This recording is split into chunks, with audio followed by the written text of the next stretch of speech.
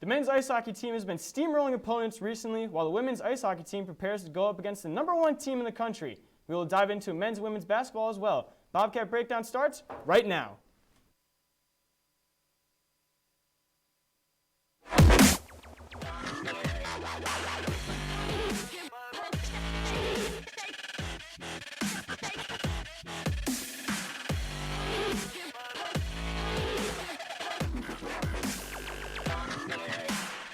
Hello friends, Connor Core here. Thank you for tuning in to Bobcat Breakdown tonight. We have a great show planned for you tonight, so as we end off this semester, as we head into winter break. So let's not wait any longer. We have two analysts from the men's and women's basketball team, Jack Min and Lo Yarnell, joining me inside Studio 125. Jack, I'll start with you. How are we feeling tonight?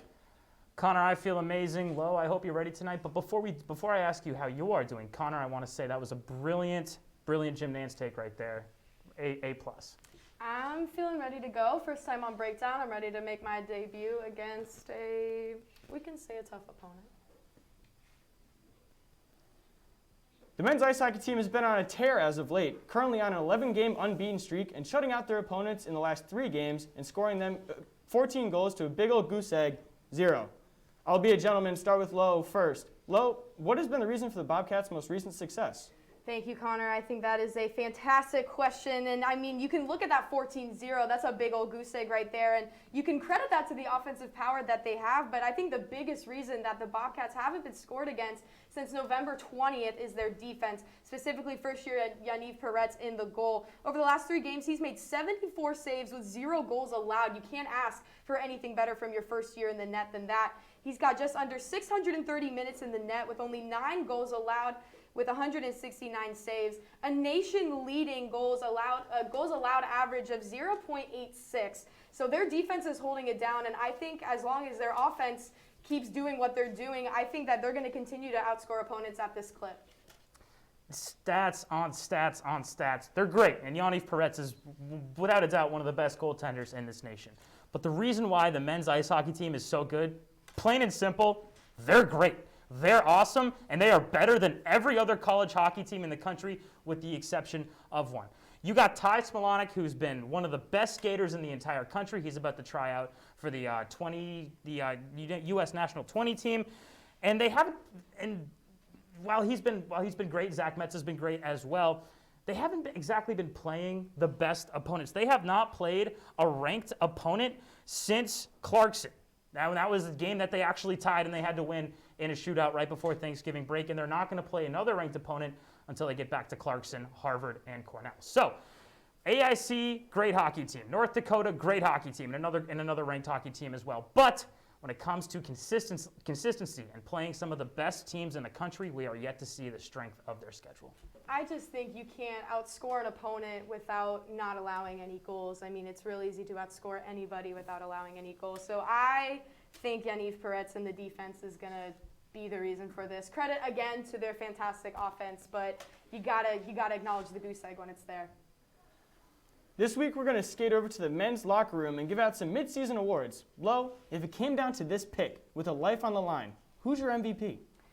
I think my MVP is the very obvious senior captain, Wyatt Bongiovanni. He's started every single game for the Bobcats, and he's got 6 goals with 5 assists on the season so far. He's a clear leader on this roster, and he makes goals happen offensively, even if it isn't just him putting it in the net. He's playing like he's got something to prove, and the only thing missing for the senior captain right now is a national championship. So it's his last year at Quinnipiac. He's playing with a lot of passion, again, like we mentioned, on an absolutely stacked team. And leadership starts from the top. And with Bongiovanni as your captain, as your leader, I give him the MVP all the way. That's a great start. It's a great start. But we have to acknowledge Ty Smolonic. Guy has been one of the best players in the country since he started skating for the Bobcats. Look at that right there up there on your screen. 8 goals, 4 assists for a team leading 12 points with 50 shots on goal. Smolonic was drafted to the Florida Panthers. That was actually the highest a Quinnipiac player has ever been drafted in the NHL, and he's living up to that name by leading this team in points. He is, without a doubt, a pure goal scorer. He is super fast. He has the ability to create plays with just his speed and his elite stick handling. And it's turning into what is making this Quinnipiac men's ice hockey team one of the most dominant teams in the country. Credit where credit's due. Ty, you're my guy. Jackson, who's your breakout player? Listen, we're gonna bend the rules a little bit here, and I apologize to the producers, but I'm gonna double dip here. Yaniv Peretz started at Quinnipiac as this past January, so he's technically, by credits, he's still a first year, and so he's gonna be my breakout opponent and my rookie of the year. Look at that, 8-0-2 overall record, 6 shutouts. Low mentioned, he's got the best save percentage in the nation, and you cannot have a great defense like the Bobcats have without an amazing backbone, and Yaniv Peretz is that backbone. Take any goalie in the nation, take any rookie in the nation in any sport. Do they perform to the highest of high standards in the league in any sport? Not like Yaniv Peretz has. He is my breakout player.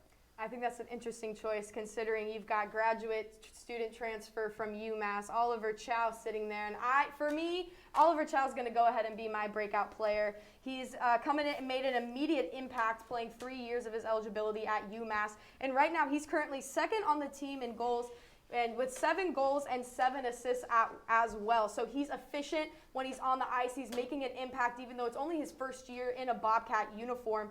And he's got a +2 ice rating, which means he's making a definite offensive impact when he's on the ice. And he's currently leading the team in shooting percentage with 200. So for me, I think the stats speak for themselves, and it's really tough being in the position of a graduate transfer, especially when you know you're playing with your last year on your chest. But Oliver Chow has completely come in and made the most of his last year, so he's going to be my pick for this. Lo, who has impressed you in their first season with the Bobcats? You know, it's really hard to not pick Yaniv Peretz for this, but I think that man gets plenty of recognition through at least the first few minutes of this show. So I'm going to go with Jacob Quillin. He's a first year, and I'm going to go with the offensive numbers that he's putting up here. He's a 6 foot forward, and he's seen time in 11 games with 2 goals and 1 assist. Even with the likely powerhouses of Smilane, Bongiovanni, DeYoung scoring multiple goals, the first year has clearly been trusted to go get time on the ice and make something happen. And he's got a +1 ice rating, which means when he's getting time, he's a key contributor with goals being scored. So I'm going to go with Quillin on this one. Yeah, cool. Great answer. Great answer. However, he's not one of the best players in the nation right now. Yaniv Peretz is one of the best players in the nation right now, and that is why he has got to be my rookie of the year. Listen, I'm gonna yield to redundancy, but the stats speak for themselves. ECAC goalie of the month. It's got to be him, right? He's got the hardware that says he would be the rookie of the year. As a firm believer in Mac Jones being rookie of the year for the Patriots because he's been in this amazing system. I had to get in there. He's gonna win rookie of the year. Yaniv Peretz is my rookie of the year. The number 1 team in the land, Wisconsin Badgers, suffered their first loss this past weekend against the number 5 team, Minnesota Golden Gophers. Jack, does this loss mean for the Badgers benefit the Bobcats as they go to Madison on New Year's Day? No. Quite simply put, there is a lot of time between the end of that the end of that nutmeg tournament that the Quinnipiac women's ice hockey team played in and New Year's Day. They don't play a single game for all of December, which means I do not think that they are going to have a great chance at beating, what did you say, Connor? The number 1 team in the country. Look at that. Wisconsin, Ohio State, Northeastern, Minnesota, and Quinnipiac. Quinnipiac has played some amazing hockey this year, and they are 100% the biggest wagon on this campus. However, you cannot say that a month out of playing ECAC speed games is going to prepare them well for what could potentially be another upset over a top team in the country. See, I took a little different angle with this. I looked at their matchup history, and I think as well as Quinnipiac is playing right now at this moment, history is not on the Bobcats' side on this one. And Wisconsin versus Quinnipiac matchups, the past 6 times, Wisconsin has taken all 6. And those haven't been pretty losses either, with Wisconsin outscoring Quinnipiac 36-4. So Wisconsin also did get beat twice on their home ice against Minnesota. Then you could pull out the bracketology just a little bit. I mean, technically, Colgate beat Minnesota. Quinnipiac beat Colgate 4-0. So technically, you could say that Quinnipiac's looking pretty good right now. You're going to pull out this team beat this team, which means this team's the best. Don't give me none of that. Don't give me any of that. For this one, I actually am going to give it up to the sports gods. I'm not going to take a side because I really think it could go either way. Like you said, there's a lot of time. But On the opposite ends of it, Quinnipiac is feeling really good. They could change history, but again, Wisconsin could use their losses to motivate them to come out and take the matchup that they have historically won. So I think it's going to depend on what team comes out and what wants it more on New Year's Day. It's now time to pass out those grades to the winter sports team. Professor Main, let's get going with women's ice hockey. What's your final grade? Connor, plain and simple, give those kids an A+.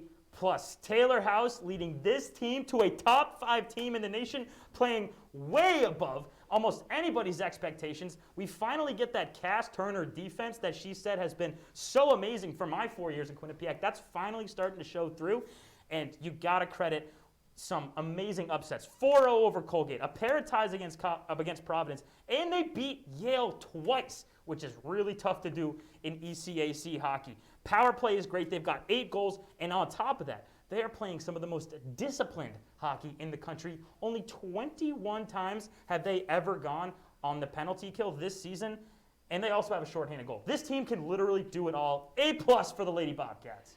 I'm going to go ahead and give them an A as well. Not the A+, but I'm giving them an A just because I do think that there is room for improvement with those 2 ties against Providence. I think those were games that they had opportunities to come on top of, but that's me splitting hairs, really. I mean, they are having a fantastic season. They're 15-1-2 overall, 7-1 in the ECAC. It's really going to come down to this Wisconsin match that's coming up on January 1st. What team comes out, because I think that is going to be a big turning point in this season so far. It's going to be their first real challenge against a worthy opponent. So I think right now they're sitting at A. They're looking really good going into it, but that could all be up in the air after they take on Wisconsin. Lo, let's stick with you. What's your grade for the men's team? I'm sticking with the A for the men's team. I mean, both hockey programs are fantastic right now, but sticking with an A for the men's because they are number 2 in the USCHO poll, and they've got a 12-1-3 overall record, and they're 5-0-1 in ECAC play, and they've got big top-ranked wins. So, look, they wouldn't be ranked number 2 if they didn't deserve that spot, and I wouldn't be a smart analyst if I didn't give them an A for this. So they're outscoring opponents 52-19 on this, and you could take any of their top players, not to mention goaltenders. They've got a lot of saves. They've got a lot of offensive goals. I mean, you said it earlier, but I'll say it again. This team's just straight up good, and you can't give them anything less than an A, in my opinion. The only thing that I would say is holding this team back from going into that A+ range is the fact that they do have a tendency to play down to the competition. For example, against RPI. RPI is not a good hockey team, and Quinnipiac should have beat them by 6 or 7 goals. They did not. So capitalizing on some big blowout opportunities is really hurting the Bobcats from moving into that A+ position. But you know what? Number 2 in the country. Who am I to beg with that? Jack, moving from the Frank Perotti Jr. Arena to Lender Court, what's your grade for Trish Fabry's team? A-. All right, the women have played some amazing games this season, and we can just point to that Indiana loss. Number 4 team coming into the Frank Perotti Jr. The Lender Court, and Quinnipiac staying with them for most of that game.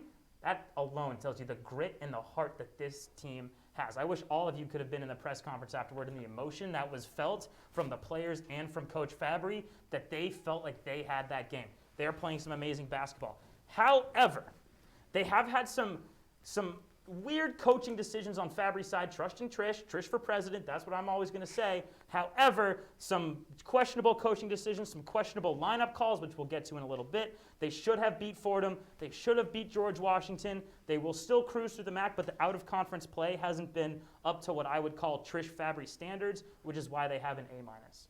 Interesting. Feeling a little bit guilty on this one because I'm the beat reporter, but I went and I gave them a B+.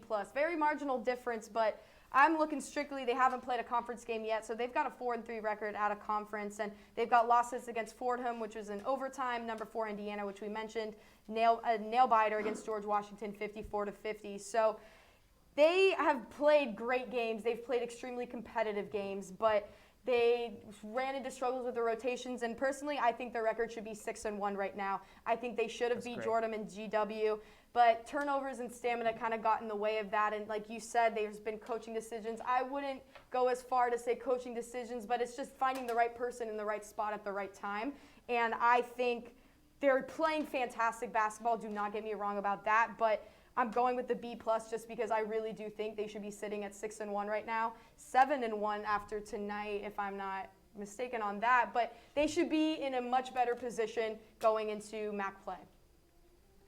With the final grade of sports teams, Lo, what's your letter grade for Baker Dunleavy's squad?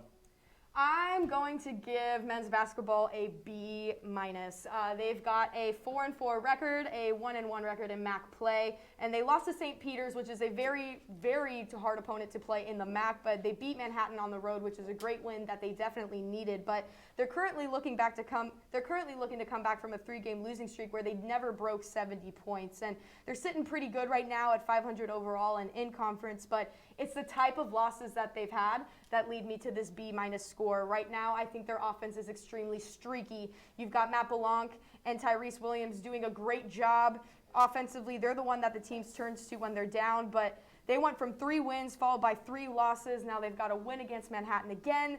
They just need consistency on the point scoring. When they score a lot of points, we saw it with their blowout win, they do the job. But if they're not putting up points across everybody on the roster, all starting 5, when it's just Tyrese Williams and Matt Belanc scoring points, they're not going to do that well. So I think they need better overall production and more consistent overall production to get a higher grade. Lo, please, please, please never be my professor, because I graded this team based on what I thought they would do and what they are currently doing, and that is a B+. Listen, this team was historically bad last year offensively, and this year, so far, they have the highest points per game in the Baker Dunleavy era. So, for that reason, and for the breakout seasons that we're seeing from Belanc and Williams, I'm going to go ahead and give them the B+. They were picked to finish 3rd to last in the MAC this year. Manhattan was picked to finish kind of mid-range. They blew the doors off the Jaspers in Manhattan on a Sunday, for goodness sake. I mean, I would have to give them a B+, but I see where you're going with the B-, so that's not a totally out of the question grade. After an action-packed segment, we're going to take a step aside for our first break of the evening. When we come back, Lo and Jack are going to dive deep into men's and women's basketball. Stick with us. We'll be back in 2 minutes.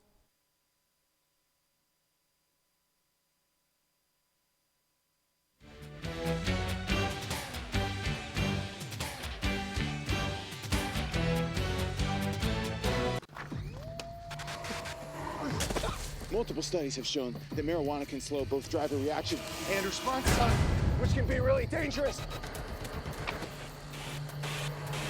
It's here. It's here. Wait. What? I can't drive. Why? My. Oh.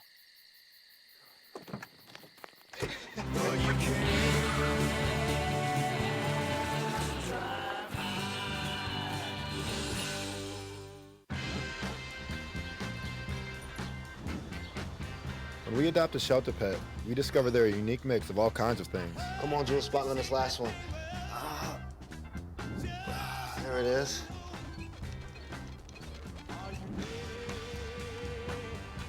Keep going with it. Leo! They're a little bit of a lot of things, but they're all pure love.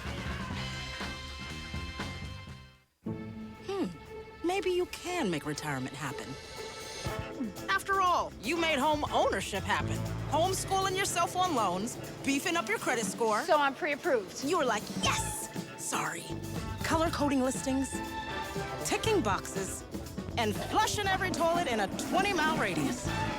Home sweet home. You aced house hunting. Now get the tips you need to get on track at aceyourretirement.org. I know what you're thinking. I need a job. I need a new career. Well, I've been there. I've been there. I've been there. I wasn't happy with what I was doing. After high school, I didn't have a plan. I just wanted to start working. I got laid off twice, but you gotta keep going. You just need the right skills. Find an apprenticeship. I found a 2-year IT program. I found a medical course online. I'm now a consultant in the tech space. You have more options than you think. You can do this. You will find something. You will find something new. Welcome back. Thank you for sticking with us. Sticking with the men's basketball team, they were on a 3-game skid before defeating Manhattan this past Sunday. How did they get the win in the MAC play, Jack? I mean, it's kind of similar to that hockey question. They're better, okay? There's just no other way to say it.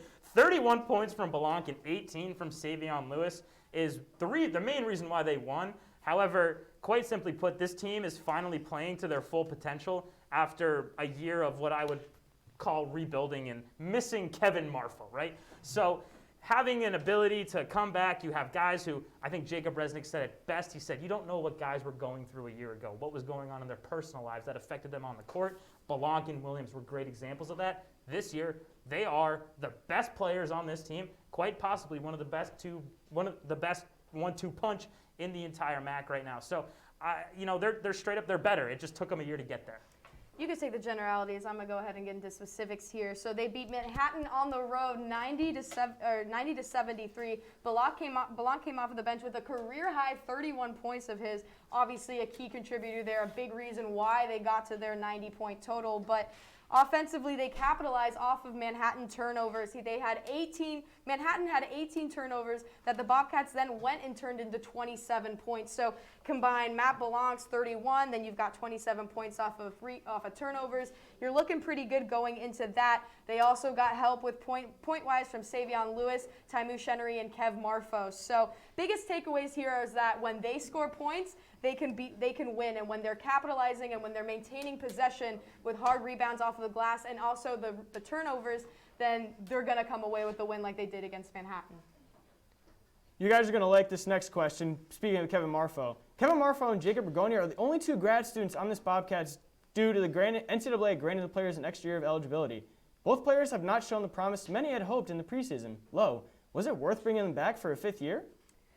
I mean, you're talking to an ex-athlete here. I think that's a really tough question to answer. No, it wasn't worth it. I mean, because even though we're not seeing what we want to from the two on the court, what we expected, there's still a lot more influence for Kev Marfo and Jacob Bergoni to have on the court that doesn't revolve them putting the ball into the basket themselves. I'm talking about senior leadership, accountability, what the mentality is in the locker room, how they are responsible for teaching the younger members of the team Baker Dunleavy's strategies, his game plan.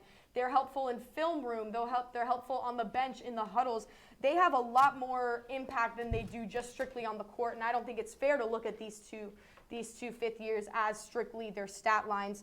But I will say Marfo's averaging 8.5 points per game and 10.9 rebounds per game. So he's fantastic defensively when they need him, just what they expected for him to come back to do. But Bergoni's having a less than lackluster season, averaging 8.4 points per game and 3.4 rebounds. But again, regardless of the stats, I think you need those two because they are crucial parts to this team and this program. All right, so Lowe was a little wishy-washy there. I'm actually going to give you an answer and say, yes, it was absolutely worth bringing them back. Kevin Marfo is once again top 10 in the nation in rebounding. Jacob Bergoni, yes, is having one of the worst seasons of his career, but he's back to playing that role that he played when Rich Kelly ran the offense of third string. And you have guys like Taimu Chenery, Matt Blanc, Tyrese Williams, and pretty soon Luis Courtright, who's going to get in there and absolutely take MAC play by storm. So Bergoni's back in that role that we expected. Marfo's back to leading the nation in rebounding. Of course it was worth bringing them back. Staying in the Lender court, but switching to the women's side, they've played Northeastern tonight. Low, as they faced off against Northeastern this evening, what would have been your starting five? This has been something that Trish Fabry has talked about a lot of who is getting those starting spots. Now, my starting five tonight is going to be Mackenzie DeWeese, Michaela Morris, Curtiera Haywood, Mackenzie Helms, and Amani Free. So these are all players that have been in the starting five at one point or another, the most consistent being DeWeese, Morris, and Haywood. But I did debate putting Sajeda Bonner in my starting five just because I love how dynamic she is when she gets on the court. But at this moment in the season, I think she's a much more comfortable six-man off of the bench. But based off of their 7 games of play, I think it's time for Mackenzie Helms and Amani Free to start working a little bit more into that starting rotation. I think they are very mobile. I think they're fantastic at moving the ball around. They don't get stuck very often. And they also have the ability to create buckets for themselves under the basket and in the paint. So I think Mackenzie Helms and Amani Free are momentum starters. They are go-tos when they are on the court, and I think that it's time to get them a little bit more time in the starting lineup. Low, I think your starting five is exactly right, and that's exactly what I had as well. And the next 3 that I have coming in, Bonner, Smith, and Almeida, The only player that we forgot that everyone's like, who are you missing? You're missing Rose Caverly. Well, Rose is streaky, and holy cow, is she in a funk. She should go work on her TikTok dances, and instead of working, and keep working on that three-point shot as well, because she is a bottom 6% shooter in the country from two-point range, and a bottom 25% shooter from field goal range in general. She is also committing a lot of stupid fouls as well. Time to get her a chance to go regroup and get some younger players some minutes. It's time to take our second break of the night, but do not go anywhere, because when we come back, we have Final Roars. Stick with us.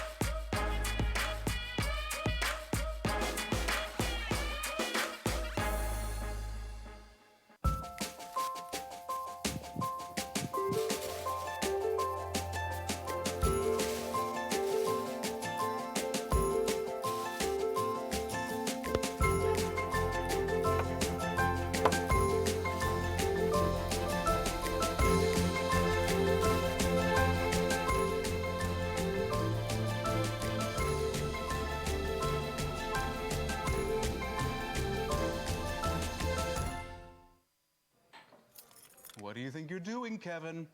Was just gonna drive home. There are several warning signs present that you shouldn't be driving. Like hearing voices? Like your text-to-emoji ratio? Oh man, the selfies. Selfie nailed it. We all have warning signs that let us know that we're probably not okay to drive. Mine is pretending to be your subconscious. Craig, come on man, let's split a ride home.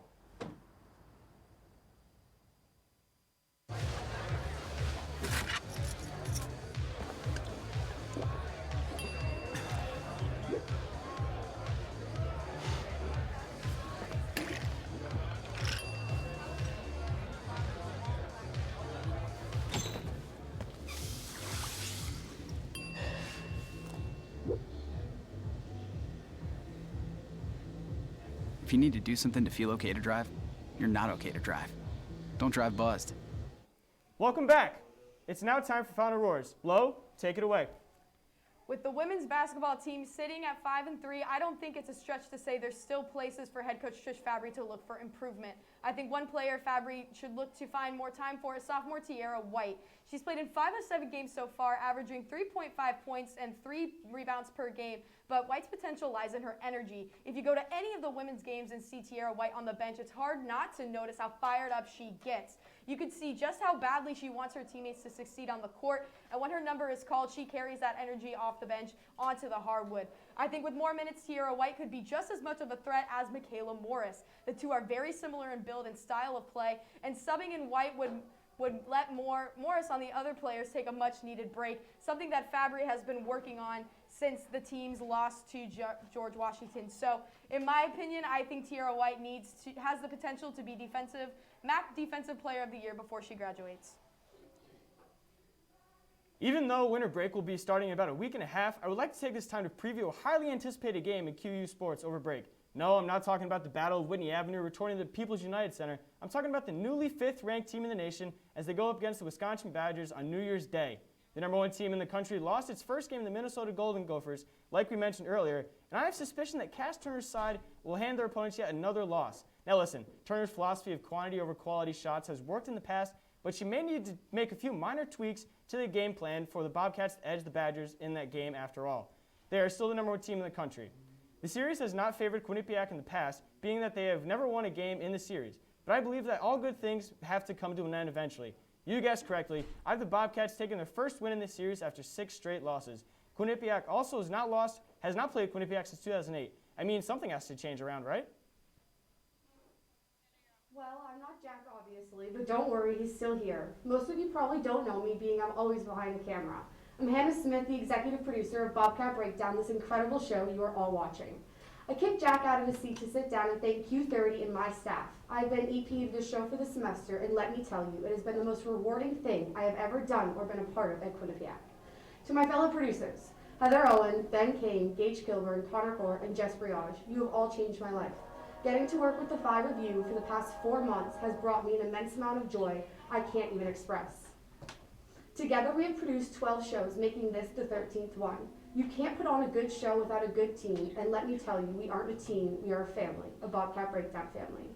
While some tears were shed and some screams were shouted over the chaotic day that comes along with Tuesdays, I would have never been able to put out a show without my 5 producers. To all the dance parties we had in the Mac Lab, the trips we had to Ting Ho, Gage dancing like no one is watching, Ben being the light we all need in our lives, to Connor and his incredible talent he brought to QU along with his infectious laugh, to Jess for joining sports this year and always bringing a smile to the table, and to Heather, not just my fellow EP, but a lifelong friend. This was more than just a sports show to all of us. Next semester I'm going abroad, which is why I won't be EP anymore. I am really honestly trying to hold back the tears right now, but I know the 5 of you will all do amazing things with this show next semester. I see the 5 of you right now, some of you in the control room or some of you are behind the camera, but wherever you are right now in Studio 125, thank you for being you. I will miss you and Q30 immensely. This job has truly changed my life.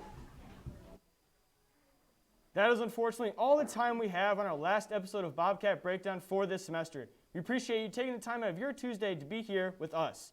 To stay up to date with all things Quinnipiac sports, tune in to Q30TV.com, follow us on Twitter at Q30 Sports, and you can even download our app available on the App Store. From all of our producers, everyone behind the scenes, Jack, Lo, and Connor, and Hannah Smith, good night and happy holidays.